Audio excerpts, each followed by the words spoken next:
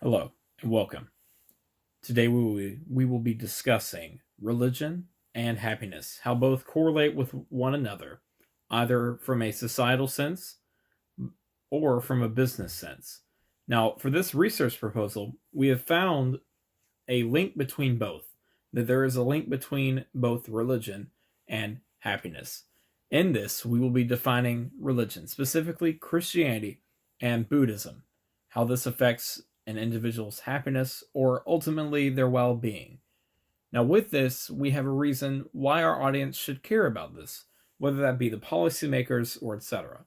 Now, the reason why we feel our audience should care applies to the business and the person individually, how we as people can relate with this specific topic. Now, along these lines, we feel that hopefully, with religion and happiness being compared with one another, with this, hopefully, that this would increase their productivity. Now, this is from a business standpoint. This would increase their productivity, their rate of success, and also their profit altogether collectively. Now, as a society, we feel that with this research proposal, why you should engage with this is as a society, this can establish far greater networking and far greater relationships. Now, with that, why is that important? Well, look to the government. Think, how would someone that's happier or someone that have a religious affiliation, how will this affect government? From this societal standpoint, if someone has a greater affiliation or is a happier being, this in turn reflects and affects government in a more positive way, leaning in a more positive way.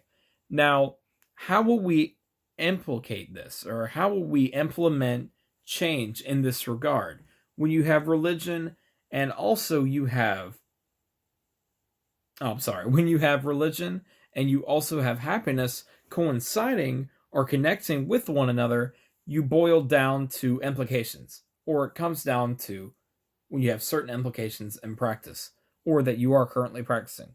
So we understand that the association with religious groups has the potential to affect the person's happiness. We get that. We understand that.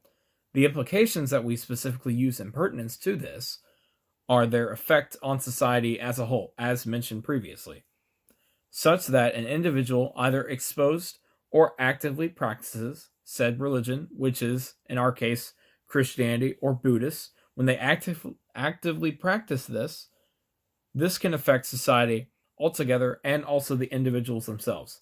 So, what are these implications? Well, the specific implications that we want to partake in or use is, as stated in the paper itself, are the classification of individuals. That being said, or what that really looks like, is taking, let's say, non-religious people and religious people, putting them in a room, and not only that, but identifying or figuring out or examining, okay, so are they happier? Are they healthier?